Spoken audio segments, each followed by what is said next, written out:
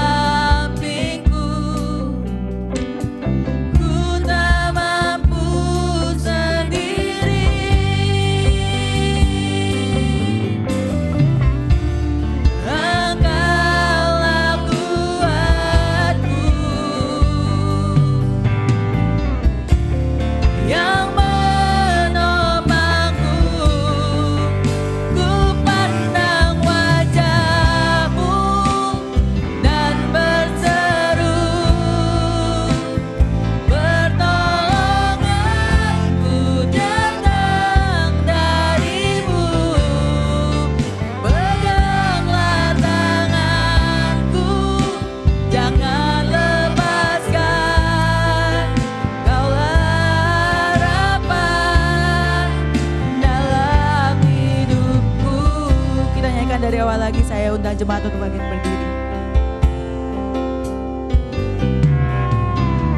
Bukan dengan kekuatanku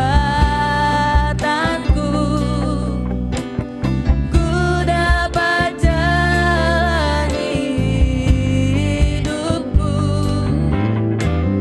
tanpa Tuhan yang di sampingku ku tak mampu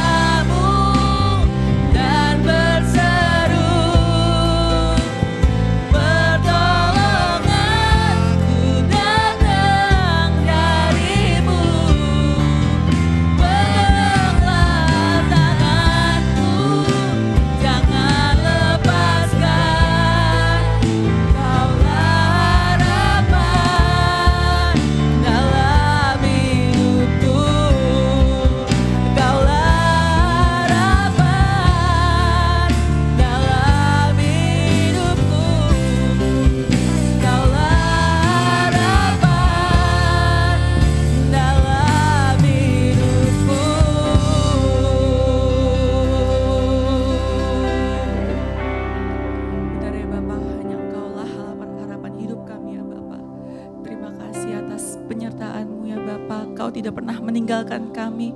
Kau tidak pernah melepaskan genggaman-Mu ya Bapa dalam hidup kami. Kami mau mengucap syukur ya Yesus. Terima kasih Yesus. Ya Bapak, kiranya Engkau berkati kebaktian ini dari awal penangan hingga akhirnya Yesus. Kami mau serahkan semuanya ke dalam tangan-Mu ya Bapak. Dalam nama Tuhan Yesus kami sudah berdoa dan mengucap syukur. Haleluya. Amin. Ya.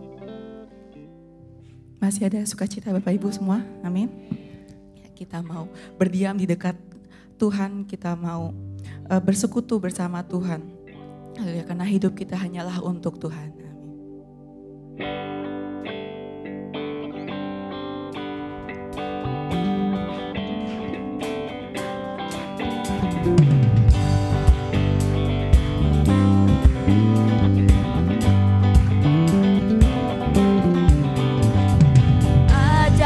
Berdiam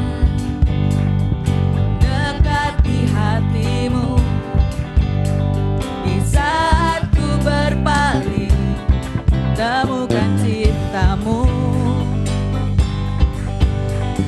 Di sana Kau menanti untuk bawaku lagi bersekutu dalam damai sejati.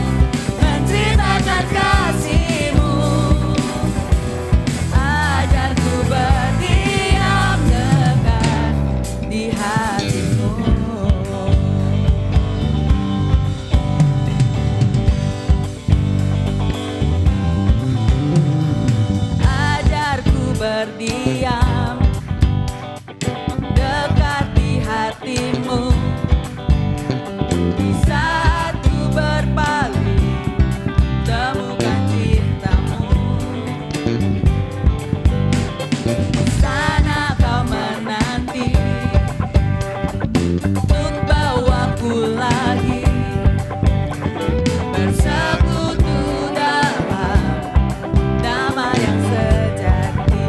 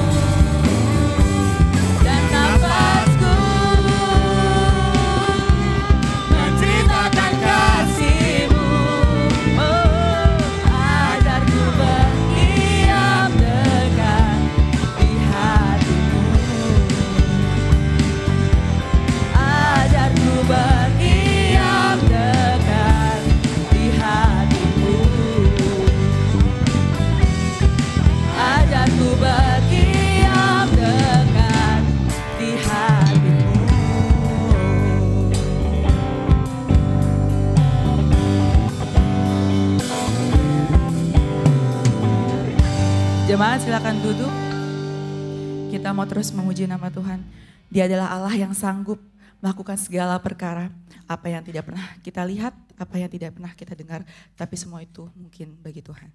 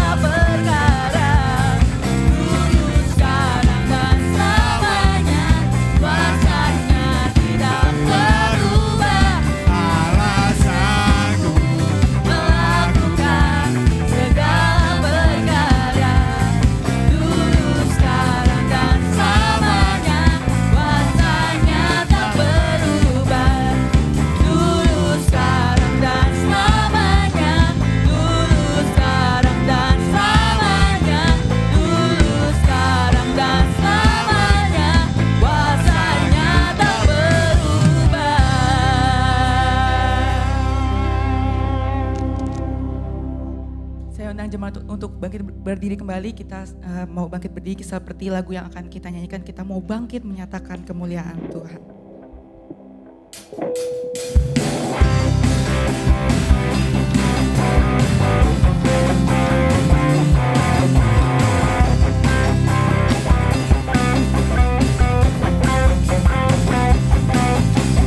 Mari kita semua umat pilihan Allah, dengarlah panggilannya untuk menggenapi firman-Nya.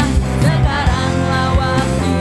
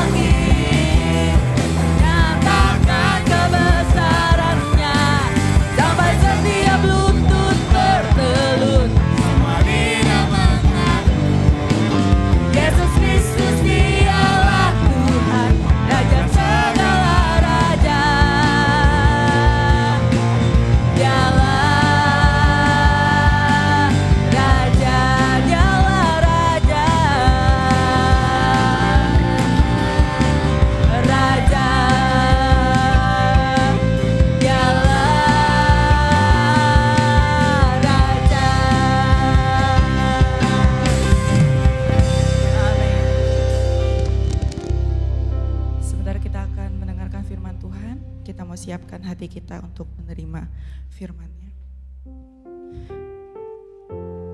Kita mau merenungkan pengorbanan Tuhan. Dia telah menebus hidup kita.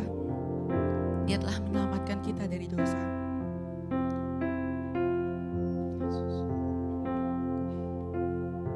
Kasih-Nya menyelamatkan kita dan menyucikan hidup kita.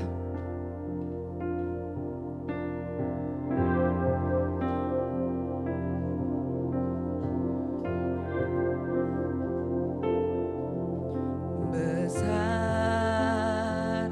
mulia kasih-Mu,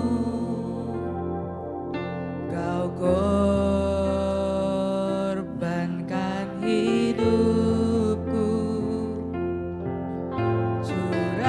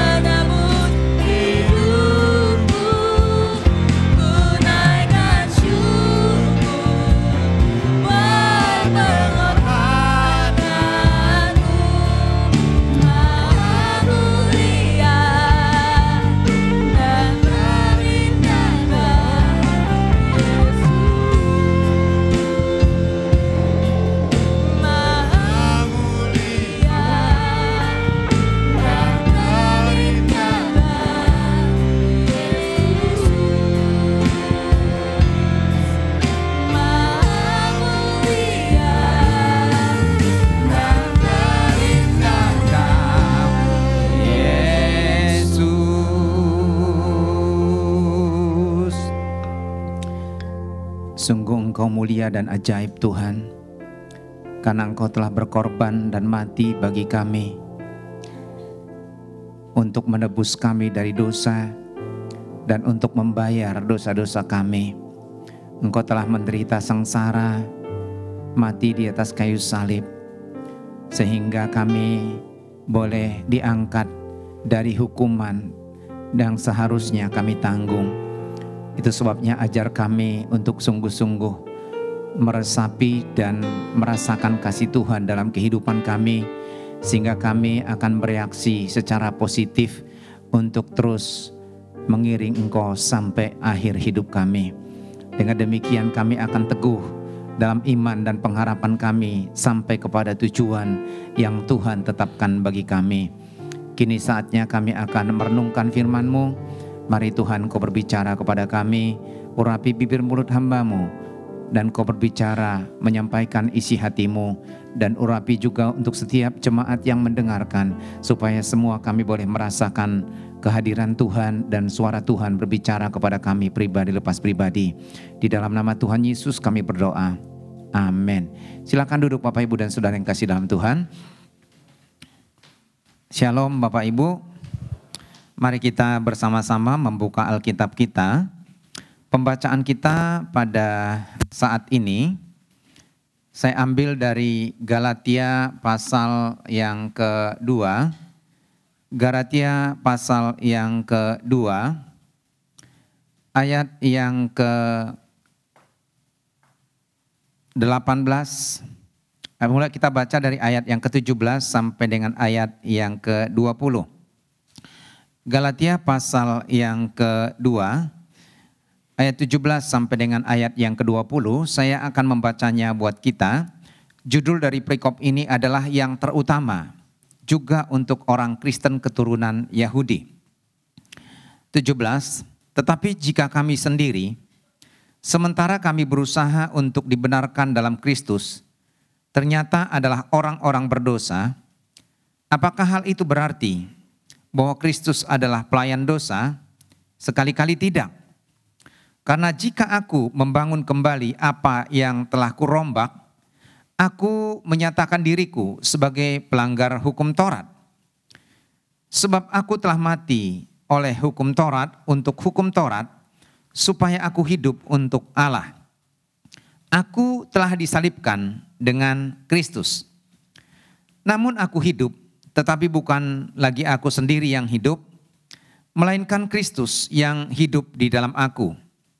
Dan hidup yang kuhidupi sekarang di dalam daging adalah hidup oleh iman dalam Anak Allah yang telah mengasihi aku dan menyerahkan dirinya untuk aku. Tema pembahasan kita pada kesempatan ini adalah bukan aku lagi, melainkan Kristus. Sebelum kita melihat lebih jauh kepada pembahasan tentang tema ini, maka kita akan sejenak memperhatikan latar belakang penulisan kitab Galatia ini. Surat ini dikirimkan oleh Rasul Paulus kepada jemaat di Galatia. Apa yang menjadi tujuan Rasul Paulus untuk menuliskan dan mengirimkan surat ini? Ternyata pada waktu itu ada muncul pengajar-pengajar palsu yang timbul dari jemaat sendiri. Dan mereka mengatakan bahwa keselamatan itu tidak cukup hanya oleh karena karya Kristus ataupun iman kepada Tuhan, tetapi juga harus dengan mematuhi dan mengikuti hukum Taurat. Jadi mereka berkata bahwa jika seseorang hendak diselamatkan, maka mereka harus mengikuti dan mematuhi kombinasi antara hukum Taurat dan Injil yang diajarkan, keselamatan yang disediakan oleh Kristus bagi kita. Itu sebabnya seluruh tuntutan hukum Taurat itu harus diikuti dalam kehidupan berjemaat. Sehingga terjadilah perpecahan dan keterbelahan pemahaman dalam jemaat. Dan Rasul Paulus dengan tegas menyatakan bahwa keselamatan kita terima bukan karena kita melakukan hukum Taurat. Karena hukum Taurat tidak akan pernah menyelamatkan seseorang. Tetapi keselamatan itu hanya diperoleh melalui iman kepada Yesus Kristus yang telah mati di atas kayu salib untuk menebus manusia dari dosa. Dan keselamatan itu bukan karena hasil usaha manusia atau ketaatan kepada hukum Taurat. Dan Rasul Paulus memberikan argumentasi yang sangat tegas, bahkan revolusioner kepada jemaat di Galatia pada waktu itu. Dan menyatakan bahwa hanya oleh karena pembenaran karena iman kepada Kristus kita diselamatkan dan bukan karena hukum Taurat. Ayat ini menjadi puncak argumentasi Rasul Paulus tentang pembenaran oleh iman dan kehidupan yang sejati di dalam Kristus yang membedakannya dari hidup yang berpusat kepada agamawi ataupun usaha untuk mengikuti aturan-aturan hukum Taurat ataupun ketaatan kepada ritual-ritual agama yang mereka lakukan. Jemaat yang dikasihi oleh Tuhan, kalau kita memperhatikan pembacaan kita, maka seseorang yang hidup mengalami perjumpaan terhadap Kristus, maka mereka akan berkata bahwa bukan aku lagi, melainkan Kristus yang hidup di dalam aku. Dan itu sebabnya kita akan mendalami apa sebenarnya yang hendak dimaksudkan oleh Rasul Paulus dalam perikop ini. Kenapa dia berkata bahwa hidupku bukan aku lagi, melainkan Kristus yang hidup di dalam aku. Dan saya kira buat anak-anak Tuhan yang sudah dewasa ataupun tua, salah satu lagu yang sangat favorit viral pada zaman dulu itulah, hidupku bukannya aku lagi, tapi Yesus dalamku. Hidupku bukannya aku lagi, tapi Yesus dalamku. Ayat ini singkat, ataupun kalimat ini singkat dan simpel, tetapi tidak mudah untuk dilakukan. Coba kita berpikir, merenung sejenak, kita berkata bahwa hidupku bukannya aku lagi, melainkan Kristus yang hidup di dalam aku. Apakah betul bahwa hidup kita bukan lagi kita, tetapi Kristus yang hidup di dalam kita? Itu sebabnya merenungkan kebenaran ini, maka saya mengajak kita merenungkan beberapa poin. Yang pertama, ketika Rasul Paulus berbicara tentang bukan aku lagi melainkan Kristus, itu berarti bahwa sekarang dia membangun hidup dengan pondasi yang baru. Itu yang pertama. Dia sudah membangun hidup dengan pondasi yang baru. Dalam Matius pasal yang ke-7, Yesus pernah memberikan satu gambaran kepada murid-muridnya bahwa jikalau kita membangun rumah di atas pasir, lalu kemudian tiba-tiba banjir datang atau hujan datang, maka air itu akan membawa habis, menghanyutkan bangunan tersebut karena tidak memiliki pondasi yang kuat. Ini adalah gambaran dari orang Kristen yang tidak memiliki pondasi yang benar dalam hidup mereka, yaitu iman kepada Kristus. Lalu kemudian Yesus berkata, mereka yang mendirikan bangunan ataupun rumah di atas batu, maka mereka sedang membangun pondasi hidup yang kuat, sehingga meskipun hujan datang, meskipun banjir melanda, maka rumah itu akan tetap berdiri kokoh dan teguh karena dia memiliki pondasi yang kuat. Dan ini adalah menggambarkan dari kehidupan orang Kristen yang menanamkan imannya, pondasi hidupnya di atas batu karang yang teguh, yaitu Yesus Kristus. Dan yang menjadi pertanyaannya adalah, sebenarnya sebelum Rasul Paulus memiliki pondasi kehidupan yang baru, sebenarnya apa yang mendasari hidupnya? Yang mendasari dan pondasi hidupnya adalah aku. Dan ketika seseorang berbicara tentang aku, maka itu berbicara tentang ego, ya. Semua kita punya ego, ya. Tidak ada seorang pun yang hidup tanpa ego. Dan itu benar. Tetapi yang salah itu adalah egoisme. Kalau orang sudah berbicara tentang isme, itu berarti sudah berlebihan, ya, sudah kelewat batas, tidak normal lagi. Tetapi Rasul Paulus dikatakan di sini, aku, hidupku bukannya aku lagi.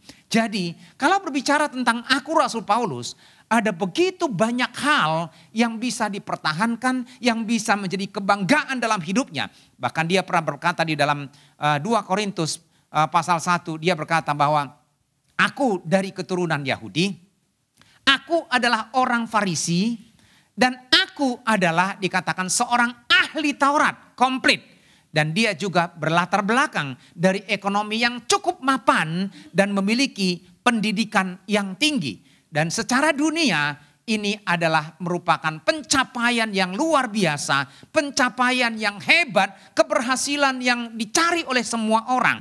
Tetapi justru dia tidak menonjolkan itu, justru dia mengatakan apa yang kuanggap dahulu menjadi kebanggaan, tetapi sekarang kuanggap sampah oleh karena perjumpaan dengan Kristus. Oleh karena iman kepada Kristus sehingga dia benar-benar menyalibkan dirinya sendiri. Dalam pembacaan kita tadi di situ dikatakan, aku telah disalibkan bersama dengan Kristus, ya.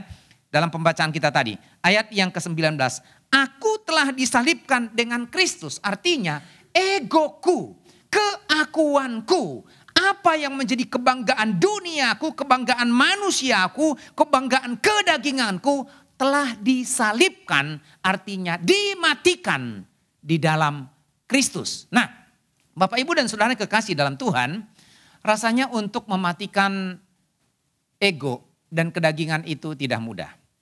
Tetapi Yesus berkata bahwa barang siapa mau mengikut aku, ia harus menyangkal diri dan memikul salib. Biasanya kalau orang memiliki ego yang terlalu berlebihan, maka dalam setiap kesempatan, dalam setiap peristiwa, dia akan selalu kepingin diakui. Dia akan selalu kepingin dipuji. Dia akan selalu dipingin dihargai. Dan biasanya orang-orang seperti ini suka dengan flexing. Ya, saya pernah membahas tentang flexing ya di mimbar. Suka dengan flexing. Dia selalu memamerkan apa yang kira-kira yang bisa mendorong orang lain, yang bisa membuat orang lain memberikan lontaran pujian, memberikan penghargaan kepada dia, memberikan pengakuan kepada dirinya. Dan biasanya kalau orang, kita memang membutuhkan penghargaan, kita membutuhkan pujian. Tetapi kalau sudah dalam ketidakwajaran, biasanya orang ini sebenarnya belum beres dengan dirinya sendiri. Belum berdamai dengan dirinya sendiri. Belum menerima dirinya apa adanya sebagaimana Tuhan menerima kita. Ya, tetapi kalau seseorang sudah beres dengan dirinya, seorang sudah berdamai dengan dirinya, seorang sudah memahami, menilai, menempatkan dirinya sebagaimana Tuhan menciptakan dia, maka dia tidak akan pernah mengejar pengakuan. Dia tidak akan pernah berusaha sedemikian rupa untuk flexing. Dia tidak akan berusaha sedemikian rupa untuk mengejar penghargaan dari orang lain. Karena dia tahu bahwa penghargaan itu datangnya dari Tuhan. Dan dia tidak perlu mengumumkan apa yang sudah dia raih, apa yang sudah dia capai, apa yang sudah dia dapatkan. Pasti orang lain juga akan mengakuinya. Betul ya Bapak Ibu? Pasti orang lain akan mengakuinya. Tetapi justru ketika seseorang terus mengejar akunya, maka itu akan menjadi jerat dalam lehernya. Dan kalau kita memperhatikan di sini, Rasul Paulus menunjukkan bahwa betapa aku itu sudah disalibkan dengan Kristus dan dia sekarang memiliki pondasi yang baru yang dibangun atas dasar iman kepada Yesus. Nah, Bapak Ibu dan Saudara kekasih dalam Tuhan, dalam perjalanan kehidupan kita, paling mudah saya kira ketika kita melayani, ketika kita hadir di gereja, ketika kita datang kebaktian, motivasi kita, dasar dari apa yang kita lakukan itu akan sangat menentukan bagaimana kita bersikap dan bagaimana kita hadir di gereja, bagaimana kita ambil bagian dalam pelayanan.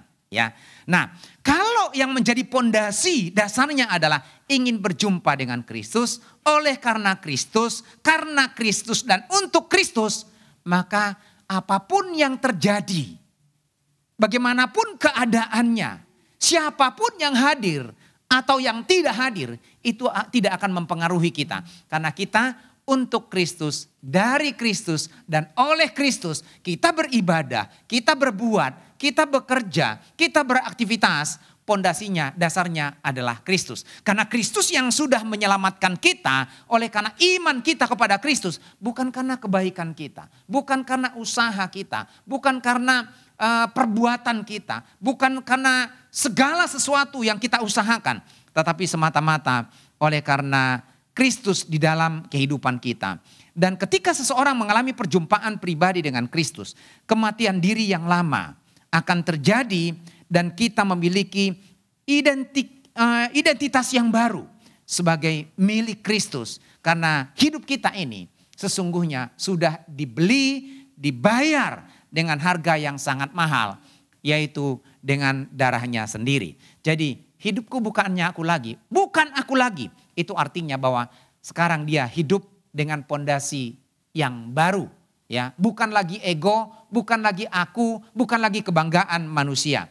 Kemudian yang kedua adalah bukan aku lagi, melainkan Kristus di dalam aku. Itu artinya bahwa Rasul Paulus bertindak radikal dalam penyerahan diri. Aku tidak lagi hidup dikatakan. Radikal berarti mendasar, ya, mendasar sekali, menyeluruh atau ekstrim dalam berpikir, bertindak atau dalam menuntut perubahan. Nah, ketika Rasul Paulus berkata, aku tidak lagi hidup, itu menunjukkan penyerahan diri total kepada Kristus. Dan itu diawali oleh perjumpaan pribadi dengan Kristus.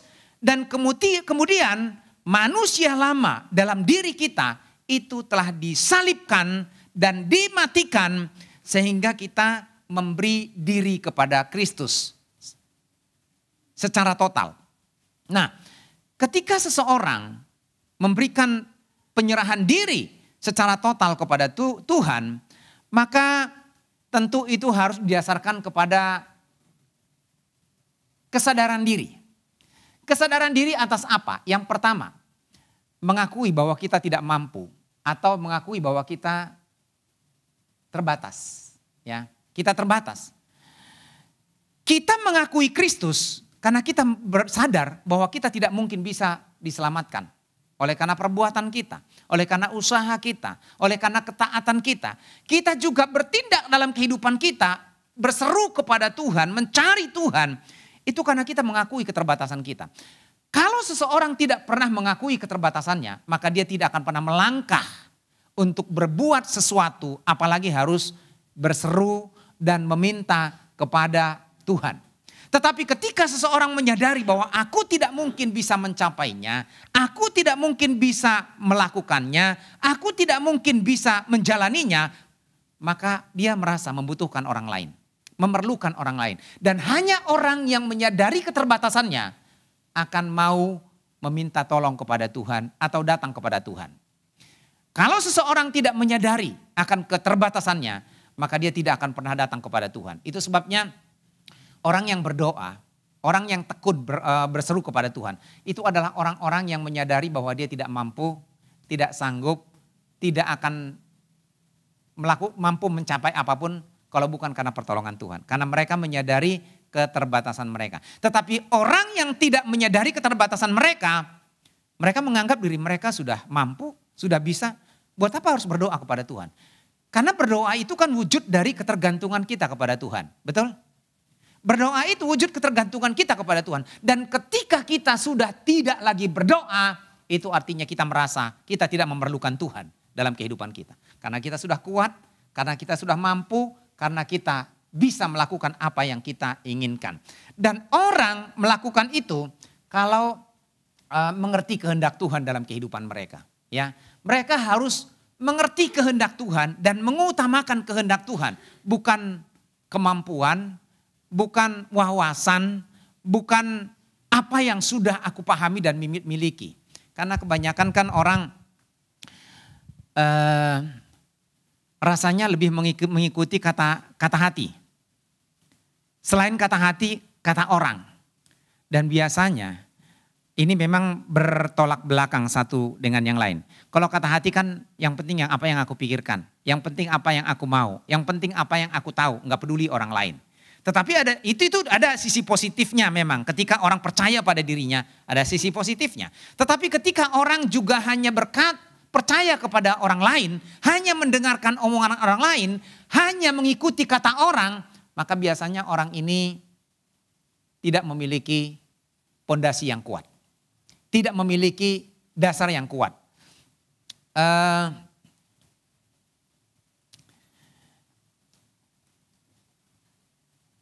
Dalam perjalanan kehidupan kita, barangkali kita selalu diperhadapkan dengan apa kata orang, betul ya? Nah, orang yang dewasa, orang yang pintar di dalam Tuhan, ya orang yang pintar di dalam Tuhan, orang yang memiliki pondasi yang kuat, mereka tidak akan langsung mempercayai apalagi mengikuti apa kata orang. Tetapi mereka akan mencoba mengolah setiap informasi, setiap berita ataupun apa yang dia dengar itu. Lalu kemudian mencoba untuk selektif apakah itu benar atau tidak. Jadi tidak ditelan mentah-mentah. Sekarang ini kan kita benar-benar harus waspada apalagi dengan dunia media sosial sekarang. Ya. Sebagai contoh, itu kan selama ini beredar kalau misalnya ada WhatsApp pesan akan ada kenaikan administrasi segala macam. Baru 3 hari yang lalu itu. 3 hari yang lalu saya dapat WhatsApp. Itu dari satu bank bahwa dia bilang akan ada kenaikan administrasi bla bla bla bla gitu. Lalu kemudian saya hapus. Enggak saya baca, saya hapus. Dikirim lagi. Jika Anda tidak merespon atau apalah gitu, maka administrasinya secara otomatis akan berubah. Kliklah ini gitu. Ya saya hapus, saya nggak peduli lagi. Kemarin atau 2 hari yang lalu saya lagi ngobrol sama Bima di bawah. Tiba-tiba ada bunyi telepon. Saya bilang biar saya ngangkat, itu pasti penipu. Saya bilang. Lalu kemudian saya angkat. Langsung kemudian ada suara mesin bilang gini. Telepon Anda akan segera nonaktifkan. Jika nomor Anda tidak akan, Anda ingin supaya tidak dinonaktifkan, silakan klik angka sekian. Langsung saya tutup. Nah, kalau saya mempercayai hal-hal seperti itu, maka saya akan digiring kepada kemauan mereka, kehendak mereka, keinginan mereka, maunya mereka. Dan itu bisa menjerat saya.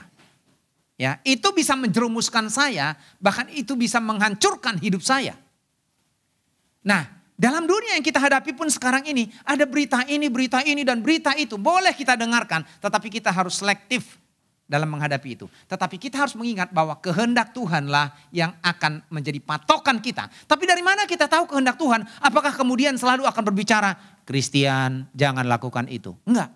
Orang tahu kehendak Tuhan kalau dia belajar Alkitab. Kehendak Tuhan paling mudah untuk kita pahami adalah belajar firman Tuhan, mengerti firman Tuhan, maka kita mengerti kehendak Tuhan. Kalau kita tidak belajar firman Tuhan, kita tidak mendalami firman Tuhan, bagaimana mungkin kita bisa mengerti kehendak Tuhan? Dari mana kita tahu kehendak Tuhan? Mencari-cari, Tuhan bilang ke saya. Gitu kan, ada banyak orang seperti itu. Gereja-gereja yang ekstrim, Tuhan bilang ke saya. Kenapa Tuhan gak bilang ke gua? Iya kan? Ya, yang menjadi tolak ukurnya adalah Alkitab. Ya, dan ketika kita sudah mengerti kehendak Tuhan, maka kita mengizinkan Kristus bekerja dalam diri kita. Makanya hidupku bukannya aku lagi, melainkan Kristus yang hidup dalam aku. Berarti ada kendali secara total. Tapi rasanya tidak mudah ya. Contoh misalnya gini. Ferry, saya kasih contoh nih. Tuhan bicara, tapi nggak harus gini dalam suaranya. Ferry, kadang-kadang dibuat gitu suara-suara yang indah didengar gitu. Cuma suara saya cempreng nggak indah. Ya. Kalau dibuat mungkin paling indah gini. Anakku Ferry, saya minta kamu supaya ambil bagian dalam pelayanan pekerjaan Tuhan. pasti mungkin kita akan berpikir gini, wah gue jadi repot nih. Iya kan? Jangankan pelayanan, ke gereja aja udah susah. Kan ego kita kan? Kalau saya pelayanan, apalagi saya mau jadi asyar kolektan, berarti saya harus nyampe ke gereja minimal jam 7.30. Berarti bangunnya jam 6. Buat saya setengah jam itu bermakna Om. Karena saya pulang kerja aja sudah jam berapa? Jam 11, jam 12. Saya kepingin lebih santai Om. Senin sampai Sabtu itu saya sudah bekerja Om. Lalu Tuhan tanya, bekerja itu buat siapa Fer? Jawabnya apa Fer? Ya buat saya lah.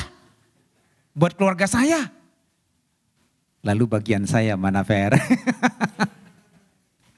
Bagian saya mana? Gitu. Bingung gak Fer? Nah, ketika kita berbicara tentang mengizinkan Kristus, maka kita mengikuti petunjuk Tuhan. Suara Tuhan kepada kita melalui khotbah, melalui firman-Nya. Supaya benar-benar nyata bahwa sesungguhnya kita memiliki penyerahan diri secara radikal kepada Tuhan. Secara menyeluruh. Bukan hanya kita berpikir, kadang-kadang kita berpikir, ketika berkat Tuhan datang kepada kita, terima kasih Tuhan, berkat-Mu sudah saya terima Tuhan, terima kasih. Kau memberikan jabatan yang baru, Kau memberikan omset yang baru, Kau memberikan kenaikan gaji Tuhan, terima kasih Tuhan, syukur, puji Tuhan. Atau mungkin kita berdoa, Tuhan Engkau tambahkan gaji saya, Engkau tambahkan omset saya Tuhan, dan segala macam. Lalu ketika, oh iya betul memang saya berkati Engkau, tapi bagianku mana? Kalau Tuhan bertanya kepada kita seperti itu, bagaimana? Waktunya kita, tenaganya kita, pikiran kita, hatinya kita. Apa yang kita jawab? Yang ketiga, bukan aku lagi, melainkan Kristus yang hidup dalam aku. Itu artinya bahwa hidup itu bertransformasi. Ya. Rasul Paulus bertransformasi. Apa sih artinya transformasi? Melakukan perubahan secara menyeluruh, betul ya? Ya, melakukan perubahan secara menyeluruh. Dia katakan melainkan Kristus yang hidup di dalam aku. Ketika Kristus hidup di dalam kita, itu berarti bahwa Roh Kudus berdiam di dalam hati kita, menuntun kita, menguatkan kita, dan membawa kita sesuai dengan kehendak Tuhan. Ya, nah, sejak kapan Roh Kudus ada dalam diri kita? Ini seringkali banyak orang tidak pahami. Sejak kapan sih Roh Kudus ada dalam diri kita? Saya mengajak kita lari sejenak. Tolong dibaca Efesus 1 ayat 13 dan 14.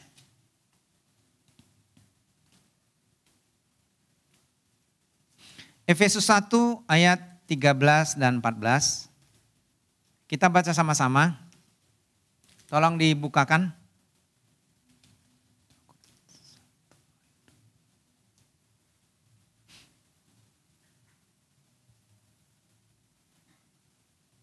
Mana Bapak Ibu? Mana petugas pelayan LCD? Efesus 1 ayat 13 dan 14. Oke, belum ditunjukkan. 3, 2, 1.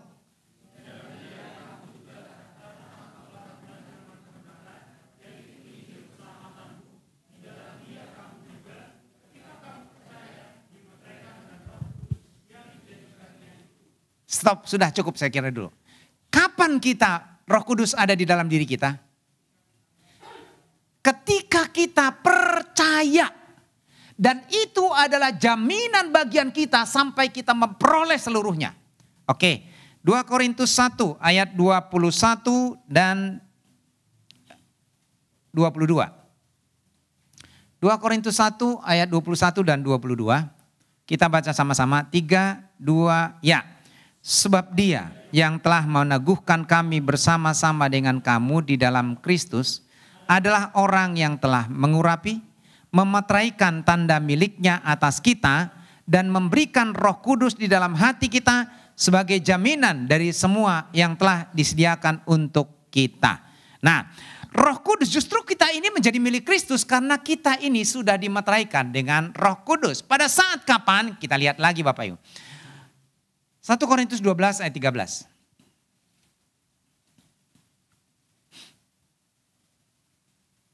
1 Korintus 12 ayat yang ke-13. Kita baca sama-sama. 3, 2, 1.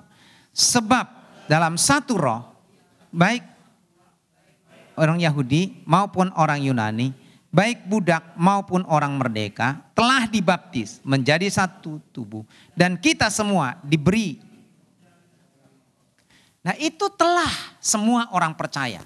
Jadi pada saat kita percaya menerima Yesus sebagai Tuhan dan Juru Selamat di kita, maka Roh Kudus tinggal di dalam diri kita. Itu baru sampai kepada meterai. Tetapi kita harus menjalani hidup ini dalam pimpinan Roh Kudus sehingga kita hidup bertransformasi, mengalami perubahan dalam kehidupan kita. Dan itu membutuhkan komitmen dan penyerahan diri secara total di mana kita dituntun oleh Roh Kudus yang akan terus membawa kita kepada kebenaran. Sebab Roh Kudus itu adalah roh yang membawa kita kepada kebenaran Injil. Dan kalau tidak, kita tidak akan pernah bisa bertransformasi. Rasul Paulus ini, dia adalah ahli Taurat, dia adalah orang Farisi, memiliki pondasi terhadap Taurat yang begitu kuat, tetapi sekarang dia bertransformasi, mengalami perubahan. Itu sebabnya dia berkata, dahulu aku adalah penganiaya jemaat. Dahulu dia adalah seorang yang menolak kekristenan, tapi sekarang dia katakan justru semua itu aku tinggalkan setelah aku mengenal Kristus. Jadi harus ada perubahan, bertransformasi. Nah yang menjadi pertanyaannya adalah apa betul? Sejak kita berjumpa dengan Kristus kita terus mengalami perubahan dalam kehidupan kita atau ya kayak kata orang Jawa bilang ya wis to kayak ngono ae gitu kan. Ya udah memang sudah begini. Ya sudah begitu aja gitu, nggak pernah mengalami perubahan. Seharusnya kita itu kan dinamis, ya, untuk terus mengalami perubahan dalam kehidupan kita hari demi hari. Tetapi itu hanya mungkin terjadi kalau kita mengalahkan keinginan daging kita dan kita membiarkan Roh Kudus bekerja secara total dalam hidup kita. Lalu kemudian yang keempat adalah, silakan tolong dibuka PPT-nya. Yang keempat adalah bukan aku lagi, melainkan Kristus yang hidup di dalam aku. Adakah orang yang di belakang? Oke. Nah, yang keempat adalah bukan aku lagi melainkan Kristus yang hidup di dalam aku. Itu berarti menjalani hidup oleh iman. Ya, menjalani hidup oleh iman. Hidup oleh iman berarti mengandalkan Kristus setiap hari, bukan hanya percaya sekali lalu berhenti. Nah kunci kehidupan Kristen adalah ketergantungan total kepada Kristus, bukan kepada kekuatan sendiri. Nah kalau berbicara tentang iman berarti tidak berpatokan kepada keadaan, tidak berpatokan kepada situasi, tidak berpatokan kepada masalah, tidak berpatokan juga kepada keberhasilan, tidak berpatokan kepada kegagalan. Nah coba kita menilik Bapak melihat, menoleh sejenak kehidupan Rasul Paulus. Rasul Paulus itu seperti yang saya ungkapkan tadi di depan. Dia orang hebat, ya, orang hebat. Berpendidikan, ekonomi yang baik, kehidupan agamawi yang sempurna. Kalau boleh saya berkata seperti itu, ya. Tapi sekarang ketika dia percaya kepada Kristus dimulai dengan penderitaan. Oke, dimulai dengan penderitaan. Penderitaan apa? Yang pertama, ketemu dengan Kristus bukan enak-enak. Biasanya kan kalau ketemu dengan Kristus kepinginnya mujizat dan kuasa Tuhan. Betul ya? Benar gak Bapak Ibu? Berkat Tuhan dilimpahkan ketika ketemu dengan Kristus. Tapi justru Rasul Paulus ketemu dengan Kristus pertama adalah buta. Kalau andaikan kita diperhadapkan dengan situasi seperti ini. Mungkin kita akan berkata begini. Tuhan kenapa jadi begini? Katanya Tuhan Maha Kuasa. Karena kita hanya menilai segala sesuatu berdasarkan pemikiran kita sendiri, penilaian kita sendiri, pemahaman kita sendiri. Lalu kemudian, lalu kenapa saya jadi buta? Bukankah Tuhan selama ini katanya ya menyembuhkan orang sakit, yang lumpuh berjalan, yang buta bisa melihat, bahkan yang mati dibangkitkan. Tapi sekarang kok saya jadi malah buta? Tapi ingat, itu adalah proses dari Tuhan. Ketika dia kemudian memproklamirkan sebagai orang percaya dan menjadi pelayan Tuhan, ternyata dia ditolak oleh para rasul di Yerusalem. Loh, saya kan kepingin berbuat baik. Toh saya juga kepingin melayani. Saya tidak bermaksud untuk cari jabatan, bukan bermaksud untuk mencari popularitas, bukan bermaksud untuk mencari ketenaran, bukan bermaksud untuk mencapai kesuksesan. Tetapi kenapa saya ditolak? Tidak selamanya apa yang kita pikirkan, apa yang kita mau, dan apa yang ingin kita lakukan itu selalu diterima orang lain dengan baik. Ada kalanya penolakan itu terjadi. Dia melayani, menyeberang lautan. Dia mau pergi ke Roma, menghadap kekaisaran Roma. Apa yang terjadi? Kapalnya karam. Lalu mereka sampai di darat. Mereka kedinginan, kelaparan. Apa yang terjadi? Ada orang yang dipatok ular. Dia berkata, bahaya di laut, bahaya di darat. Bahaya di tengah-tengah orang Yahudi, bahaya di tengah-tengah orang yang bukan Yahudi. Dan sekarang mana yang harus kupilih? Saya melayani bukan menjadi lebih baik, berkata seperti itu. Saya ikut Tuhan, justru hidup saya makin kayak gini, makin merana dalam tanda petik. Saya ambil bagian dalam pelayanan, hidup saya bukan menjadi makin tenang, tapi makin susah. Makanya salah Bapak Ibu. Kalau ada orang berpikir ikut Tuhan itu semuanya jadi beres dan tidak susah, itu salah. Yesus justru mengatakan serigala ada lubangnya, burung di udara ada sarangnya. Tetapi anak manusia tidak punya tempat untuk meletakkan kepalanya. Enggak punya tempat.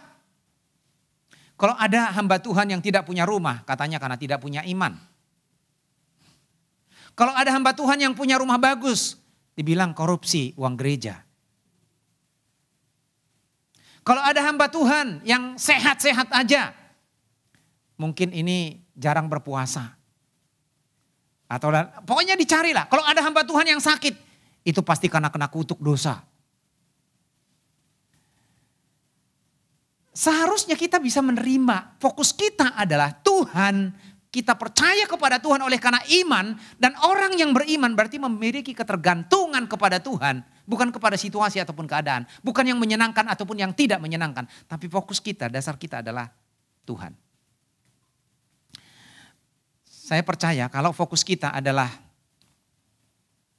apa yang kita pikirkan, kesenangan duniawi, kita tidak akan pernah ambil bagian dalam pelayanan. Tapi kalau fokus kita adalah iman kepada Tuhan, maka kita tetap akan melangkah dalam iman, dalam pelayanan kita. Mungkin ayam berkokok tidak akan mengganggu pikiran kita. Tetapi justru itu kita anggap menjadi seni kokok ayam. Ya kan? Tapi kalau kita berpikir itu masalah, ya udah kita akan berhenti. Bahkan mungkin pergi ngambil kayu melemparnya. Tetapi justru kalau kita beriman kepada Tuhan, apapun itu yang terjadi, maka kita akan menjalaninya dengan sukacita. Minggu lalu Bapak Ibu saya punya pengalaman yang pahit dalam tanda petik. Kan saya sebelumnya saya khotbah, saya cerita saya mau berobat ke KL. Saya tidak pernah membayangkan, mungkin Bapak Ibu pernah membayangkan itu. Jadi tanggal 22 saya ketemu dengan dokter. Berkata bahwa ini ada obat. Obat ini nanti supaya untuk menguras perutnya. Sampai bersih perutnya itu gitu. Karena besok akan dikolonoskopi supaya kameranya bisa melihat semua gitu. Dan disuruh saya minum jam 8 malam 1 liter dengan obat itu. Padahal saya adalah orang yang paling anti minum malam. Kenapa? Karena terganggu tidur beser.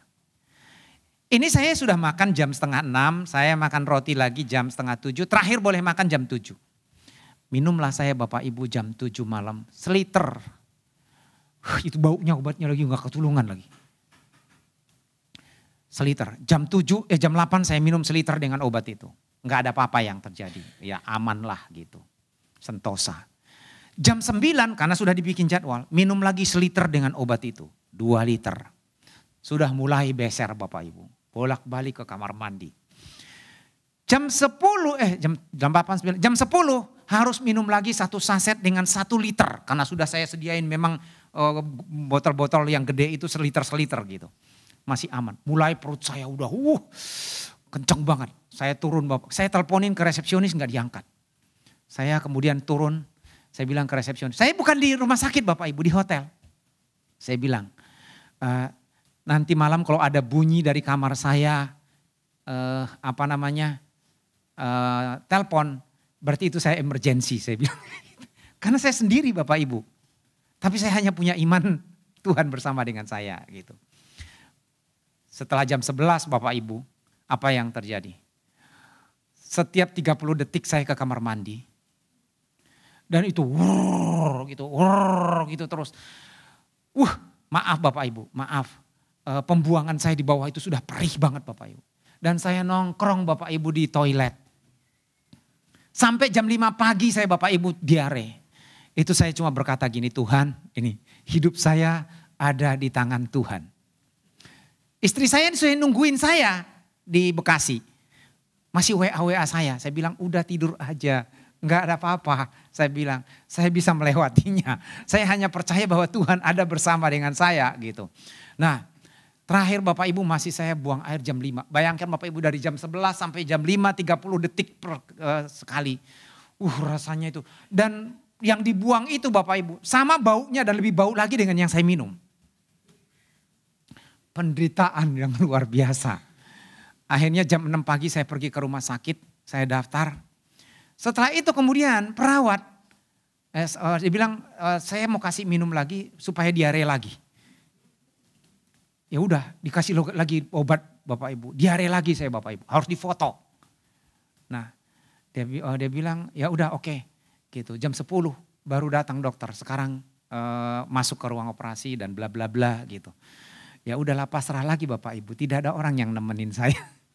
Tapi satu hanya keyakinan. Tapi susternya nanya gini, nanti setelah selesai tindakan, Bapak harus makan dan minum. Ada enggak teman atau keluarga yang bisa antar makan dan minum?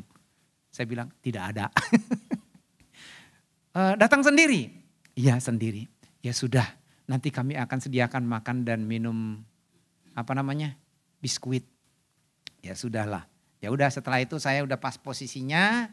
Setelah itu saya cuma berkata kepada Tuhan, Tuhan kuserahkan diriku kepadamu sepenuhnya. Apapun yang terjadi. Udahlah hanya iman kan, hidup saya ada di tangan Tuhan.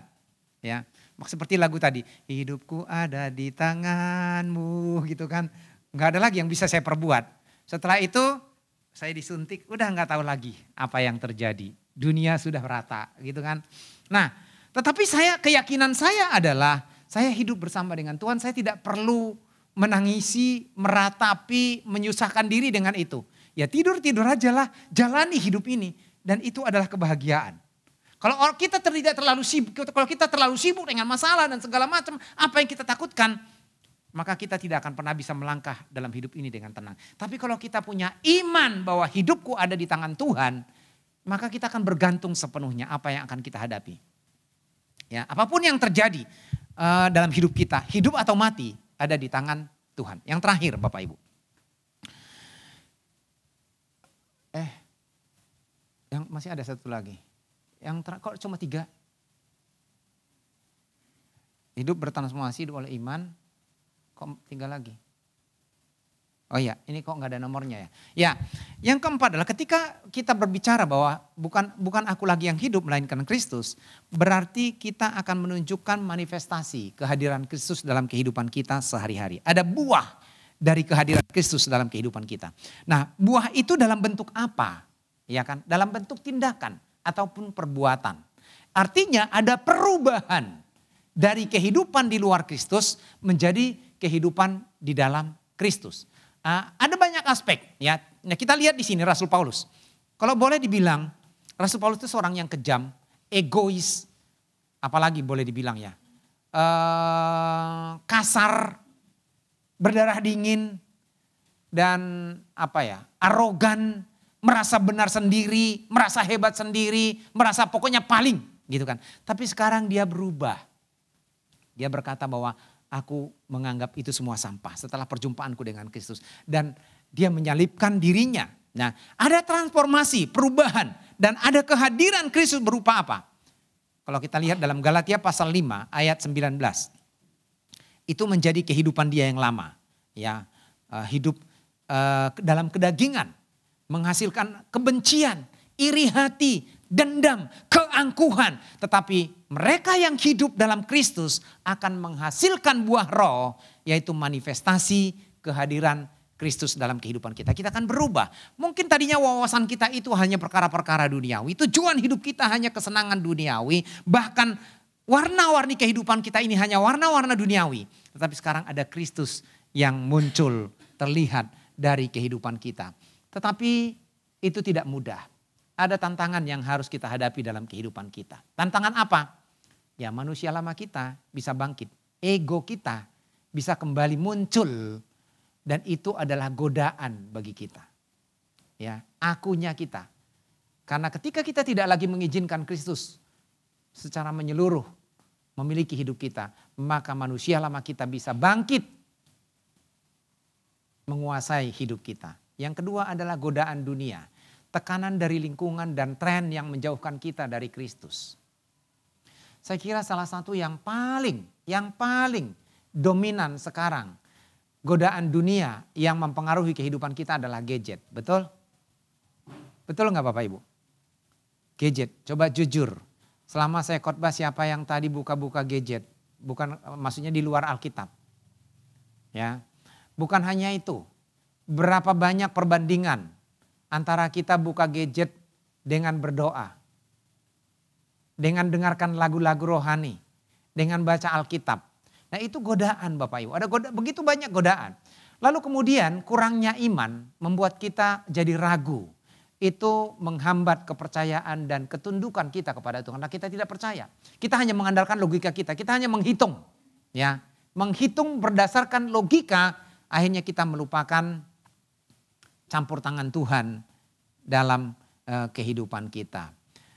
Oleh karena itu Bapak Ibu dan saudara yang kasih dalam Tuhan, hidup bukan aku lagi, melainkan Kristus yang hidup di dalam aku adalah panggilan mulia yang membutuhkan komitmen dan disiplin rohani.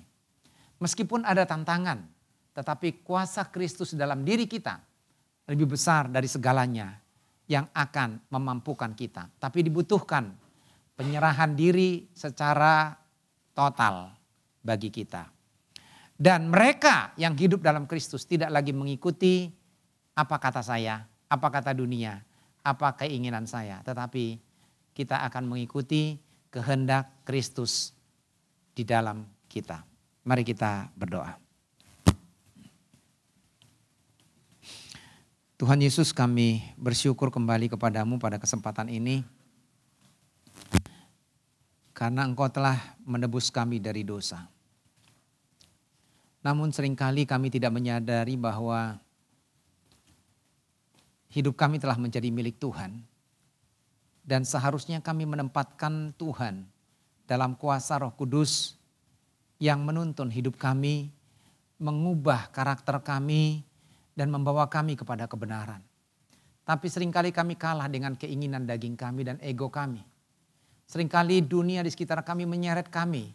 Akhirnya menjauhkan kami dari hadapan Tuhan dan membuat kami tidak lagi percaya kepada kehendak-Mu.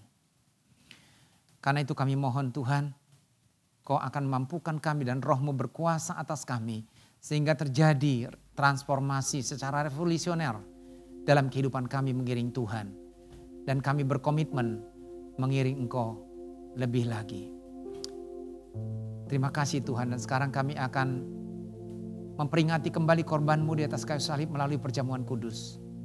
Mari Tuhan, Engkau akan melawat kami, menjamah kami.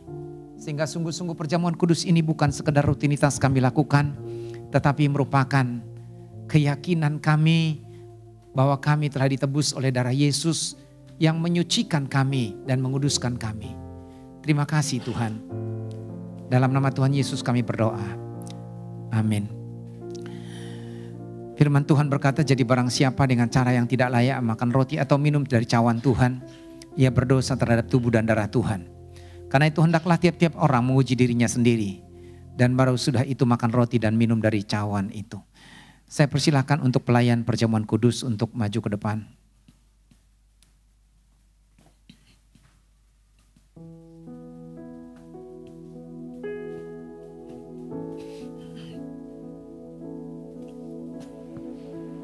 Pak Bowo akan mimpin kita dalam doa.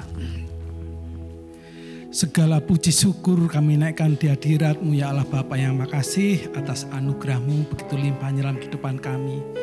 Terima kasih Tuhan, pagi ini kami telah diberkat kebenaran firman-Mu yang telah disampaikan oleh hamba-Mu yaitu Bapak Gembala kami. Kiranya Tuhan pakai hamba-Mu ini lebih lagi ya Tuhan. Engkau pakai agar kami boleh diberkati untuk pelayanannya Tuhan. Terima kasih Tuhan buat firman-Mu pagi ini. Biarlah firman-Mu yang telah kami terima pagi ini boleh kami lakukan seturut dengan kehendak-Mu sesuai dengan rencana-Mu Tuhan. Kami mohon pimpinan-Mu ya Roh Kudus agar apa yang kami kerjakan selalu dalam perkenanan-Mu Bapa. Terima kasih Tuhan. Kalau pada saat ini kami boleh mengikuti perjamuan kudus-Mu untuk mengingat pengorbanan-Mu di kayu salib. Begitu besarnya kasih-Mu atas kami ya Tuhan. Engkau rela mati bagi kami. Kau curahkan darah-Mu untuk menebus hidup kami ini Tuhan. Biarlah kematian-Mu boleh kami bawa untuk mengingat akan pengorbanan-Mu ya Tuhan. Sehingga di dalam menjalani hidup kami ini tidak semena-mena. Tetapi boleh kami mengikuti apa yang menjadi kehendak-Mu. Agar hidup kami ini boleh menyenangkan hati-Mu Tuhan. Terima kasih Tuhan Yesus, terpujilah nama-Mu sekarang sampai selama-lamanya. Haleluya. Amin. Jemaat yang dikasihi oleh Tuhan, di hadapan kita ada roti yang melambangkan akan tubuh Kristus dan air anggur yang melambangkan akan darah Kristus. Terimalah sebagai peringatan akan Dia. Kami harap anak-anak tidak mengambilnya sebab mereka tidak mengerti arti penebusan darah Kristus. Dan bagi Bapak Ibu meskipun belum dibaptis tapi sudah menerima Yesus sebagai Tuhan dan Juru Selamat pribadi, silakan mengambilnya. Inilah tubuh dan darah Kristus, bagi-bagikanlah.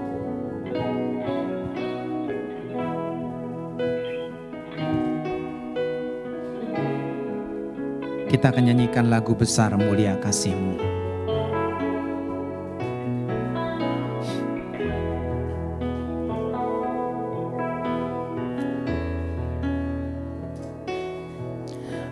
Besar mulia kasih-Mu,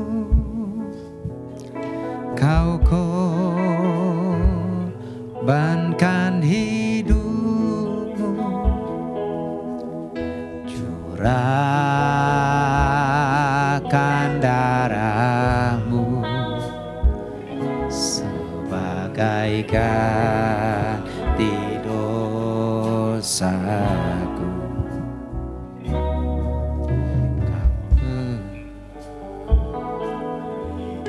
Harapan di dalam kesesakan, agunglah perbuatan-Mu, Yesus Tuhan penebus. Kita mulai sekali lagi dari atas. Besar mulia kasih-Mu. Besar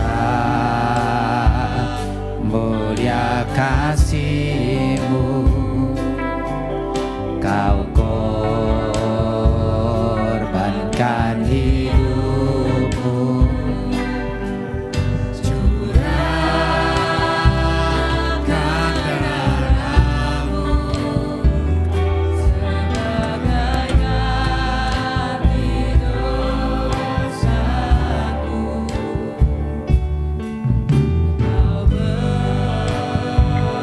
berikan harapan di dalam kesesakan. Saya ajak kita berdiri bersama-sama.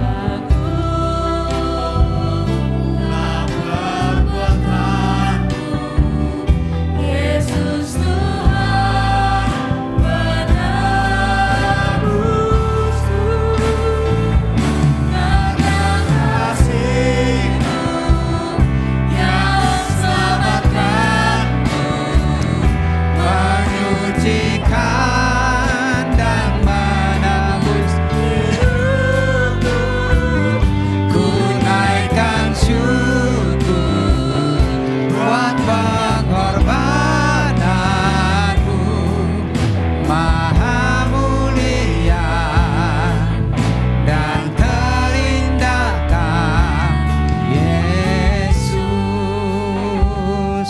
Mari kita arahkan hati dan pikiran kita kepada Tuhan.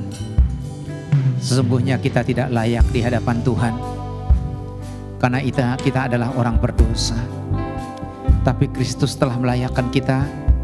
Dia mati buat kita untuk membayar dosa-dosa kita dan menebus kita dari dosa. Sesungguhnya kita adalah milik Kristus yang telah Dia tebus dengan Dia bayar dengan harga mahal, dengan tubuh dan darahnya. Itu menunjukkan betapa berharganya kita di hadapan Tuhan. Itu sebabnya mari kita bersyukur kepada Tuhan. Terima kasih Tuhan. Firman Tuhan berkata,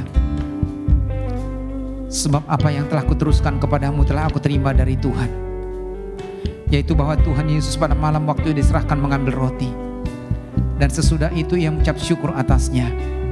Ia memecah-mecahkannya dan berkata, inilah tubuhku yang diserahkan bagi kamu, perbuatlah ini menjadi peringatan akan aku.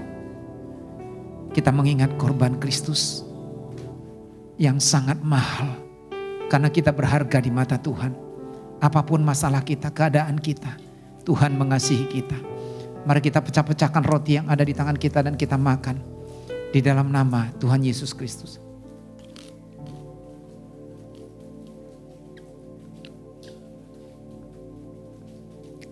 Kita pindahkan cawan di tangan kanan kita dan kita angkat di atas kepala kita. Firman Tuhan berkata, demikian juga yang mengambil cawan sesudah makan lalu berkata, cawan ini adalah perjanjian baru yang dimeteraikan oleh darahku. Perbuatlah ini setiap kali kamu minumnya, menjadi peringatan akan aku. Terima kasih Tuhan. Kami banyak dosa, banyak pelanggaran, banyak kesalahan. Tetapi Engkau telah mengampuninya. Hanya karena Engkau mengasihi kami. Dan kami mau percaya kepadamu Tuhan. Terima kasih Tuhan, Kau telah menguduskan kami dan membayar dosa-dosa kami. Darah-Mu yang kudus dan telah menyucikan kami. Dan membasuh kami dari dosa. Membawa kami menjadi milik kepunyaan-Mu. Terima kasih Tuhan. Mari kita minum bersama-sama dalam nama Tuhan Yesus Kristus. Mari kita berdiam diri sejenak. Kita mengucap syukur karena kebesaran kasih Tuhan. Dia angkat kita menjadi anak-anak-Nya. Bahkan firman Tuhan berkata pada saat ini, ketika kita diangkat menjadi milik Tuhan, maka kita telah dijadikan sebagai anak-anak-Nya. Maka seharusnya kita bertransformasi dan berkata, bukan aku lagi, tapi Kristus yang hidup dalam aku. Tapi seringkali kita kalah dengan ego kita, kalah dengan keinginan daging kita, kalah dengan masalah kita, kalah dengan lingkungan kita, sehingga kita tidak berjalan sesuai dengan kehendak Tuhan. Mari kita berkomitmen untuk sungguh-sungguh hidup bagi Kristus dalam setiap aspek hidup kita. Terima kasih Tuhan buat firman-Mu. Terima kasih buat tubuh dan darah-Mu yang telah Kau berikan kepada kami menjadi tebusan bagi kami. Ajar kami untuk tetap hidup setia kepada-Mu Tuhan, sehingga kami berjalan sesuai dengan rancangan-Mu. Di dalam nama Tuhan Yesus kami berdoa. Amin. Silakan duduk Bapak Ibu dan Saudara yang kasih dalam Tuhan. Cawan-cawan akan dikumpulkan dan saya mengajak kita untuk membacakan pengakuan iman Gereja Isa Al-Masih. Kita mulai 3, 2, 1. Aku percaya bahwa Alkitab Perjanjian Lama dan Baru adalah firman Allah yang diilhamkan, tidak berubah dan tidak mungkin salah. 2. Aku percaya kepada Allah yang Maha Esa, Khalik langit dan bumi, yaitu Allah Bapa, Putra dan Roh Kudus. Yang ketiga, aku percaya Tuhan Yesus Kristus Putra Allah yang tunggal, yang telah menjadi manusia, dilahirkan oleh perawan Maria, dan mati di atas kayu salib karena dosa-dosa kita, dikuburkan, bangkit pada hari ketiga, lalu naik ke surga, duduk di sebelah kanan Allah Bapa dan akan datang kembali. Yang keempat, aku percaya pada Roh Kudus dan pengabdian dan pekerjaannya pada zaman ini. Yang kelima, Aku percaya bahwa manusia telah berdosa, sebab itu harus bertobat dan percaya kepada Tuhan Yesus Kristus sebagai juru selamat pribadi untuk pengampunan dosa.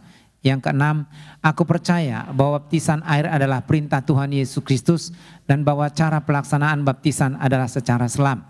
Yang ketujuh, aku percaya bahwa perjamuan suci adalah perintah Tuhan Yesus Kristus untuk memperingati kematiannya dengan makan roti dan minum air anggur. Yang kedelapan, aku percaya bahwa kesembuhan ilahi berdasarkan bilur-bilur dan pengorbanan Kristus di kayu salib. Yang kesembilan, aku percaya akan baptisan Roh Kudus dengan tanda manifestasi karunia-karunia Roh Kudus dan buah Roh Kudus. Yang kesepuluh, aku percaya akan kebangkitan dari kematian bagi orang yang percaya untuk hidup yang kekal dan bagi orang yang tidak percaya untuk penghukuman kekal. Yang kesebelas, aku percaya bahwa gereja pada hakikatnya adalah tubuh Kristus, merupakan kesatuan rohani orang-orang beriman yang menjadi garam dan terang di dunia ini dengan Tuhan Yesus Kristus sebagai kepala gereja. Yang ke-12, aku percaya bahwa persepuluhan adalah milik Tuhan yang wajib kita kembalikan kepadanya. Tuhan Yesus memberkati. Sebelum saya serahkan kepada worship leader, kemarin telah dilakukan baptisan air kepada salah satu saudara kita, yaitu saudara Ferdian Stefanus Kristanto. Dipersilakan untuk berdiri. Ya, di belakang sana. Ya, selamat menjalani kehidupan dan komitmen yang baru bersama dengan Kristus.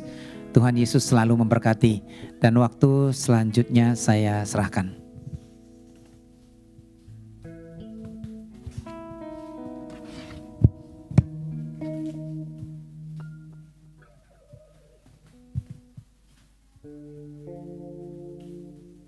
Untuk pengumuman di minggu ini, kegiatan selama seminggu ke depan berjalan seperti biasa. Ada permata di hari Kamis, kemudian doa malam di hari Jumat, lalu ada kebaktian PRBK di hari Sabtu, dan ada kebaktian sekolah minggu di hari Minggu juga.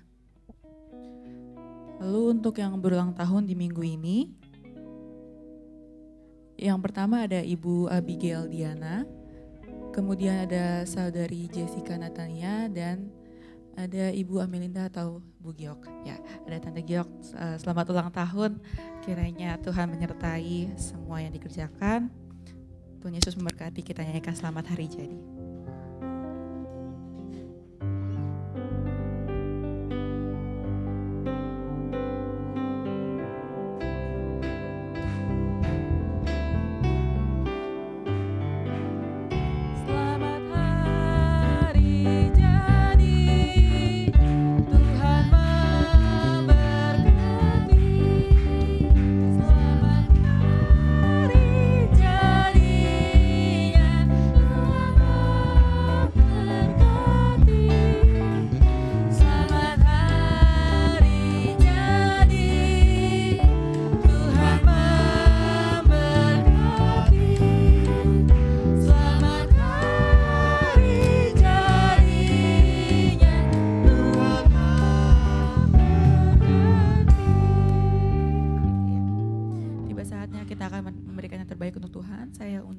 Untuk maju ke depan.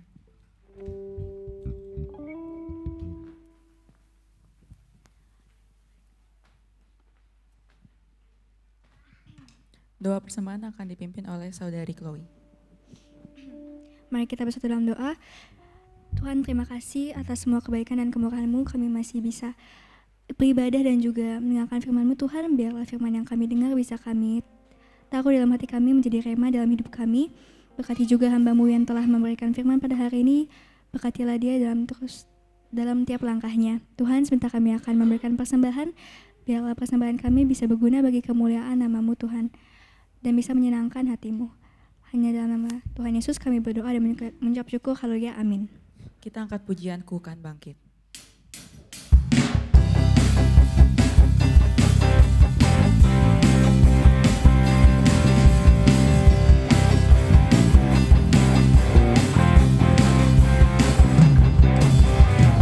Kita semua umat pilihan Allah, dengarlah panggilannya untuk menggenapi firman-Nya. Sekarang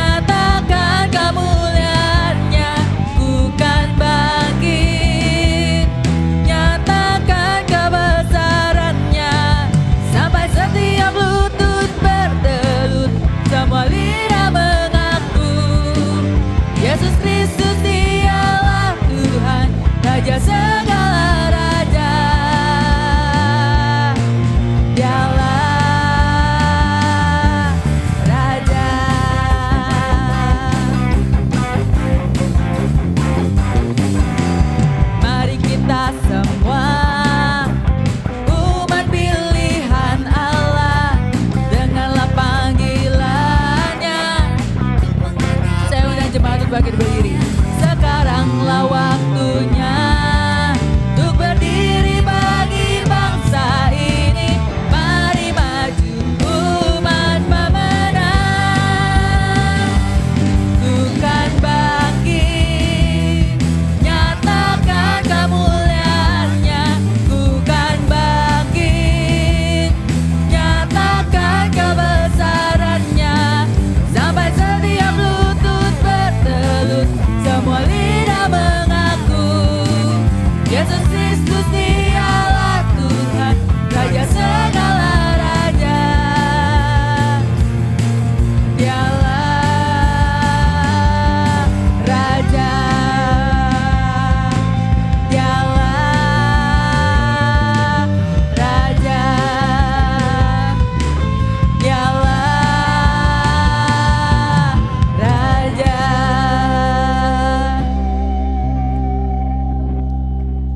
Sungguh kami ucap syukur kembali kepadamu Tuhan, karena kami menyadari dan merasa bahwa kasih-Mu tidak pernah berkesudahan dalam kehidupan kami. Dan bahkan dalam situasi apapun juga Tuhan selalu menyertai kami, menopang kami, menguatkan kami, bahkan memberikan penghiburan kepada kami. Karena itu Tuhan, Kau yang akan terus mengingatkan kami supaya kami hidup dalam persekutuan dengan Tuhan. Bukan hanya itu, tetapi kami terus semakin mendalami kebenaran firman-Mu, supaya kami semakin mengerti kehendak-Mu dan kami berjalan sesuai dengan rancangan-Mu. Dengan demikian kami boleh semakin hari semakin bertumbuh dalam iman kami menuju kedewasaan. Kami bersyukur buat ibadah pada hari ini. Kerinduan kami semua ini dapat menyenangkan hati Tuhan, bahkan juga berdampak buat kami semua, di mana kami boleh sungguh-sungguh merasakan tuntunan Tuhan, pemeliharaan Tuhan dan kuasa Tuhan tercurah atas kami. Kami bersyukur buat anak-anak-Mu yang sudah melayani pada hari ini. Tuhan akan terus mengurapi dan memakai mereka boleh menjadi alat di tangan-Mu. Bahkan Kau berkati mereka dalam setiap langkah-langkah kehidupan mereka. Demikian juga kami bersyukur untuk semua jemaat atas berkat-berkat Tuhan, pemeliharaan Tuhan dan kebaikan Tuhan bagi mereka. Dan kami rindu supaya tangan Tuhan selalu menopang mereka dan membimbing mereka di dalam setiap langkah-langkah mereka. Kau tahu apa yang menjadi kebutuhan pergumulan mereka. Tuhan selalu akan menjadi pertolongan bagi mereka. Dan yang lemah Tuhan kuatkan, yang susah Tuhan hiburkan, bahkan yang sakit Tuhan sembuhkan. Kami berdoa untuk saudara Jevon yang masih dalam masa pemulihan. Di dalam nama Tuhan Yesus Kristus, bilur-bilur boleh menyembuhkan secara sempurna supaya dia dapat beraktivitas kembali dan kuasa Tuhan tercurah atasnya. Demikian juga kami berdoa buat jemaat yang tidak hadir pada hari ini, dimanapun mereka berada, Engkau lawat mereka, Kau membimbing setiap langkah-langkah mereka, dan bawa mereka dekat dengan Engkau, supaya mereka terus akan teguh dalam iman pengharapan kepada Tuhan. Apabila ada yang sedang lemah atau undur dari hadapan-Mu, bangkitkan kembali iman mereka, supaya roh mereka kembali menyala-nyala. Kami berdoa juga Tuhan buat saudara kami yang berulang tahun pada minggu ini, baik untuk Ibu Diana, untuk Jessica, juga untuk Cikyok. Kau berkati mereka dalam setiap langkah-langkah mereka. Dengan bertambahnya usia mereka, mereka boleh semakin dalam mengenal Engkau dan semakin setia kepada Tuhan. Kau berikan kesehatan dan kekuatan, dan berkat-berkat-Mu dilimpahkan atas mereka. Demikian juga jemaat yang saat ini mungkin yang sedang mengalami pergumulan, Tuhan tolong dan lawat mereka. Kami berdoa juga buat bangsa dan negara kami dalam situasi ekonomi yang sulit pada saat ini. Kami mohon Tuhan akan mengurapi para pemimpin kami, supaya mereka bekerja dengan sungguh-sungguh, dengan jujur dan penuh rasa tanggung jawab, dan Kau akan memulihkan bangsa ini. Dan akhirnya apabila sebentar kami akan meninggalkan tempat ini, kami mohon Tuhan memberkati kami. Jemaat yang dikasihi oleh Tuhan, angkatlah hatimu dan terimalah berkat Tuhan. Pulanglah dengan membawa berkat anugerah dan sejahtera dari Bapa, kasih setia dan kasih karunia dari Tuhan Yesus Kristus, serta kekuatan, penghiburan dan penyertaan Roh Kudus nyata dalam kehidupan saudara dari saat ini sampai Maranatha Tuhan datang untuk yang kedua kalinya, bahkan sampai selama-lamanya. Amin.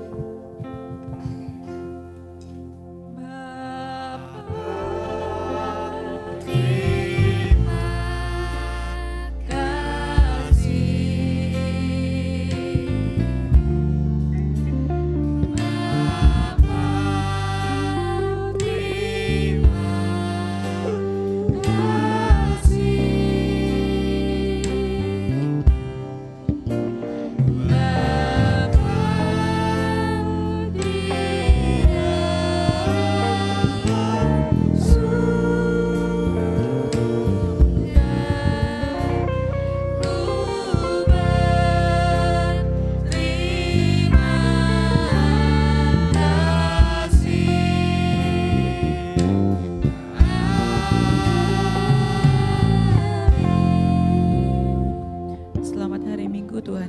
memberkati.